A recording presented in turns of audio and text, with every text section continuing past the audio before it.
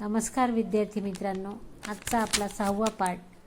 मित्रांनो, याआधी तुम्हाला होमवर्क दिलेला आहे.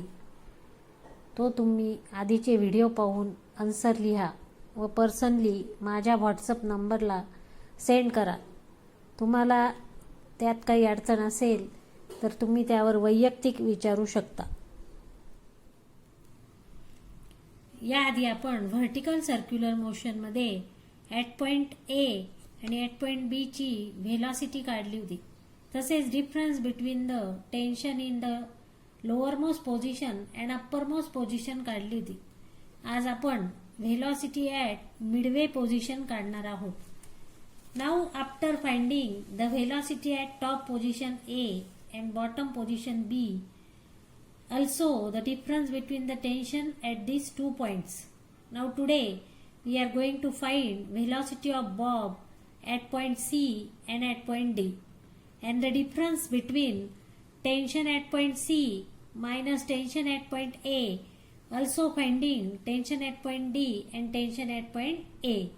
For that, again considering that M be the mass of the bob, M be the mass of the bob tied to one end of string and whirled in a vertical circular motion of radius r.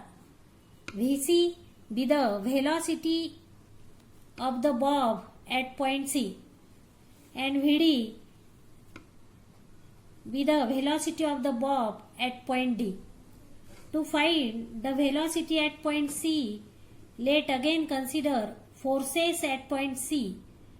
Now at point C, there are the two forces acting.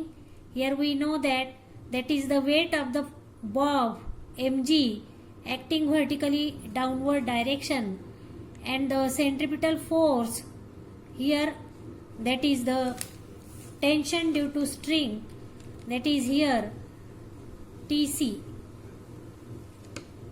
and therefore here tension due to force here, that is the centripetal force acting toward the center of circle. Now here also at point D, mg acting vertically downward direction, and Td, that is the tension, that is centripetal force toward the center, and therefore here Tc is the tension at point C, Td be the tension at point D. Now to find the velocity at point C, here we are going to consider that is the tension at point C. Tension at point C, that is balanced by the centrifugal force. We know that centripetal force and centrifugal force both are here in the opposite direction, and therefore here Tc is equal to mvc square upon r. Similarly, we can write tension at point D, that is Td is equal to mvd square upon r. Now here to find the velocity at point C, we are considering that is the kinetic energy at point C. Now here kinetic energy at point C is equal to, with respect to point A, here kinetic energy at point A plus potential energy at point A. Now we know that kinetic energy at point C, that is by the formula, kinetic energy चा general formula इथे आपण वापरणार आहोत. 1/2 mvc square is equal to 1/2 mva square plus potential एनर्जीचा general formula आपल्याला माहिती आहे mgh. आता इथे r ही रेडियस आहे आणि म्हणून mgr. Now here 1/2, take this 1/2 mva square to that of the left hand side, mvc square minus 1/2 mva square is equal to mgr. Common term आपण ब्रॅकेट बाहेर काढून घेऊ. 1/2 m vc square minus va स्क्वेअर is equal to mgr. mm cancel. vc square minus V एची value आपल्याला माहिती आहे. V एची व्हॅल्यू या आधी आपण व्हेलॉसिटी ॲट पॉइंट ए काढली होती, ती आपल्याला स्क्वेअर रूट आर जी मिळाली होती आणि म्हणून square root R G bracket square is equal to हा 2 इकडे मल्टिप्लाय होईल 2 R G V C square minus R G is equal to 2 R G. Therefore, take this Rg to that of the right hand side. Vc square is equal to 2Rg plus Rg. Therefore, Vc square is equal to 3Rg. Therefore, Vc is equal to square root. Take the square root of that 3Rg. And therefore, here velocity at point C is equal to square root 3Rg. Now C is the midway point of this vertical circular motion.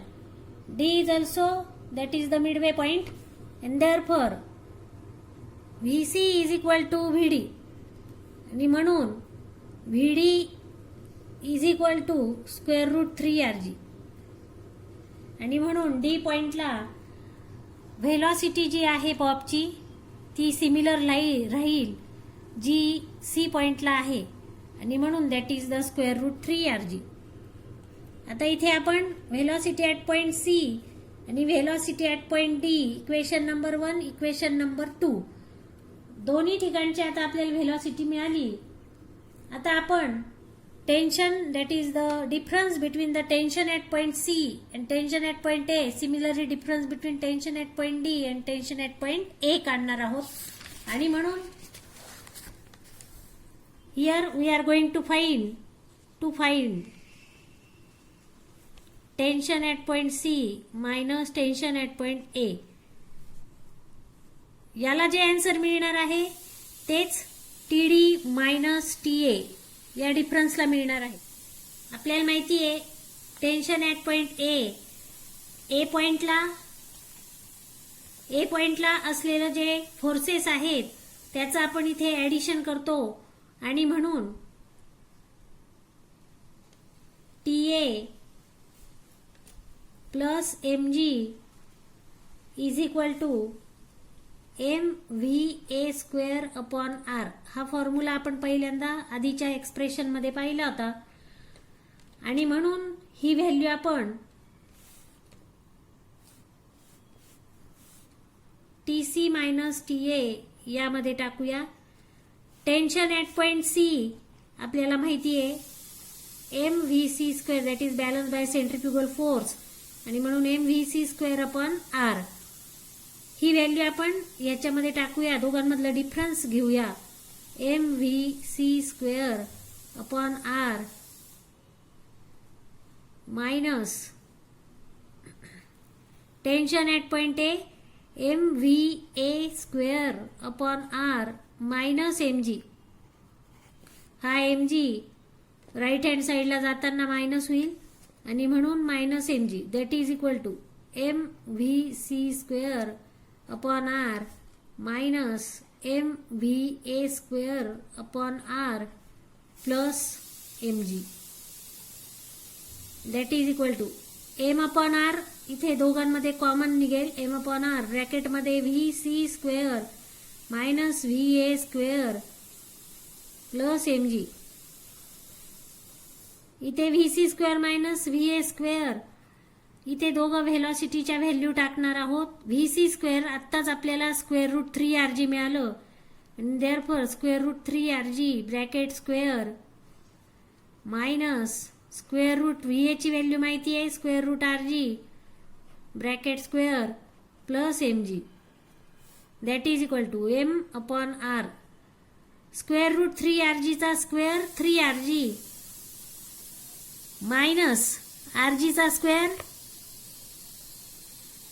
Minus Rg plus mg that is equal to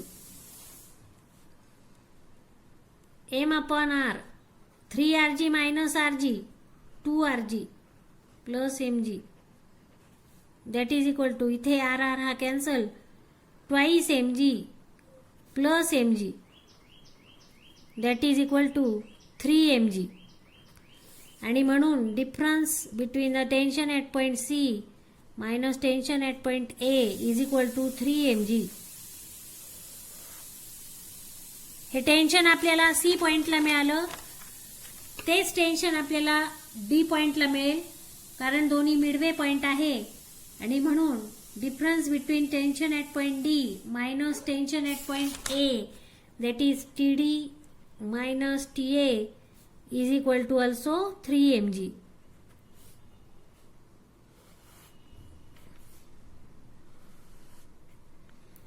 म्हणून in this way here we are going to study that the difference between the tension at point C and tension at point A, similarly tension at point D, tension at A, and velocity at point C and velocity at point D. Case first मध्ये आपण mass tied to a string पाहिलं होतं. Case second मध्ये mass tied to a rod, म्हणजेच जर object किंवा bob रॉडला लावला तर त्याचं व्हर्टिकल सर्क्युलर मोशनमध्ये लोवेस्ट स्पीड काय असतो ते आपण पाहणार आहे. यामध्ये consider a bob tied to a rod and whirled along a vertical circle. यामध्ये बेसिक डिफरन्स काय असतो तर the string is that the string needs some tension at all points. म्हणजे स्ट्रिंग जर असेल तर त्यामध्ये टेन्शन असतं, पण ह्यामध्ये in this case of a rod as the rod is rigid such a condition is not necessary. Rod असल्यावर ही कंडिशन त्याची गरज नाही, आणि म्हणून there is a zero speed is possible at the uppermost point. आणि म्हणून upper most पॉइंटला झिरो स्पीड असतो, आणि म्हणून अप्पर मोस्ट पॉइंटला व्हीए ही वेलॉसिटी 0 येते. ही 0 व्हेलॉसिटीची व्हॅल्यू जर आपण इक्वेशन 1 मध्ये टाकली, म्हणजेच T A plus M G, म्हणजेच यामध्ये असलेले जे दोन फोर्स आहेत, T A that is acting vertically downward, M G that is the weight of the here that is the bob acting vertically downward, that is equal to M V A square upon R. म्हणून T A plus M G is equal to 0, कारण V एची value 0. म्हणून tension at point A is equal to minus M G आपल्याला मिळते. यावरून जर आपण बी पॉइंटची velocity काढली, बी पॉइंटला असलेली व्हेलॉसिटी जर काढली, तर आपल्याला ती velocity V B mean is equal to square root 4 R G मिळते. That is equal to square root 2 into square root R G, म्हणजेच व्ही बी मीन आपल्याला स्क्वेअर रूट 4 आर जी मिळतो. आणि म्हणून पहिल्या पद्धतीप्रमाणे, पहिल्यामध्ये जसं आपण when the bob is attach to the string, त्यामध्ये जसं आपण व्ही बी मीन आणि व्ही ए मीन काढला होता, तसंच यामध्ये व्ही बी मीन काढायचा आहे. व्ही ए आपल्याला माहिती इथे 0 असणार आहे, म्हणजे जेव्हा रॉडला बॉब आपण अटॅच करतो तेव्हा त्याची अप्पर मोस्ट पोझिशनची जी व्हेलॉसिटी आहे ती 0 असते. आणि म्हणून व्ही बी मीन जो आहे, म्हणजेच लोअर मोस्ट पॉइंटला त्याची आपल्याला स्क्वेअर रूट 4 आर जी एवढी मिळते. हे पहिल्या पद्धतीप्रमाणे आपल्याला काढायचं आहे. तर त्याचप्रमाणे हॉरिझॉन्टल पोझिशनला, म्हणजेच पॉइंट सी ला ही जी व्हेलॉसिटी आहे ही स्क्वेअर रूट 2 आर जी एवढी मिळते. आणि म्हणून हॉरिझॉन्टल पोझिशनची जी व्हेलॉसिटी आहे that is the minimum velocity of the bob when bob is attach to a rod, then that is equal to square root 2 rg. Similarly, difference between the tension that is the T lowermost minus T uppermost, म्हणजेच tension at the bottom B and here tension that is the uppermost at point A minus tension uppermost. He value आपल्याला 6 mg, म्हणजेच ज्याप्रमाणे मास tied to a string मध्ये जशी 6 mg मिळाली होती, तशीच यामध्ये मास टाईड टू ए रॉड ती 6 mg एवढी मिळते. मग हा डिफरन्स टेन्शनमधला डिफरन्स पण जो आहे तो त्यावरून काढायचा आहे. Next point is sphere of death. सर्कसमध्ये तुम्ही हा खेळ पाहिला असेल. यात बंदिस्त गोलात टू व्हीलर रायडर सुरुवातीला हॉरिझॉन्टल सर्कल परफॉर्म करतो, नंतर हळूहळू व्हर्टिकल सर्क्युलर मोशन परफॉर्म करतो. This VCM is same as that of point mass tied to the string. म्हणजे जे आधीची जी आपण केस अभ्यासली त्यामध्ये जसं स्ट्रिंगला बॉब अटॅच केल्यावर आणि व्हर्टिकल सर्कलमध्ये फिरवल्यावर जी आपल्याला व्हेलॉसिटी मिळते त्यानुसारच व्हेलॉसिटी यामध्ये आपल्याला व्हेकलची मिळणार आहे. Except that the force due to tension T is replaced by the normal reaction force N. यामध्ये फक्त त्यामध्ये स्ट्रिंगमध्ये टेन्शन असतं, यामध्ये टेन्शन रिप्लेस करून फक्त आपल्याला नॉर्मल रिॲक्शन कन्सिडर करायचं आहे. Figure shows a vehicle at the top of a convex over bridge. म्हणजेच इथे vehicles vertical circular motion perform करते. When vehicle is at the top of a convex over bridge during its motion, forces acting on the vehicle are mg acting in the vertically downward direction and a normal reaction that is n acting vertically upward direction. Therefore here both are along same vertical line. Now the resultant of these two must provide the necessary centripetal force. Now if v be the speed of the vehicle, m be the mass of the vehicle, then here we can write. आता व्हेकलवर act होणारे दोन forces mg downward आणि normal reaction that is the force exerted by the road surface on the vehicle is that is the normal reaction. and therefore here both are opposite directed and therefore this force is balanced by that is the centripetal force mg minus n is equal to mv square upon r. As the speed is increase, म्हणजे व्हेकलचा speed जसा increase होतो, value of normal reaction N on goes on decreasing. Therefore normal reaction is an indication of contact. इथे normal reaction व्हेकलचा road सरफेसशी असलेला contact आहे आणि म्हणून नॉर्मल रिॲक्शन डिक्रीज होत जातो. Thus for just maintaining contact n is equal to 0. Therefore here we can find out the value of velocity of the vehicle, that is Vmax is equal to.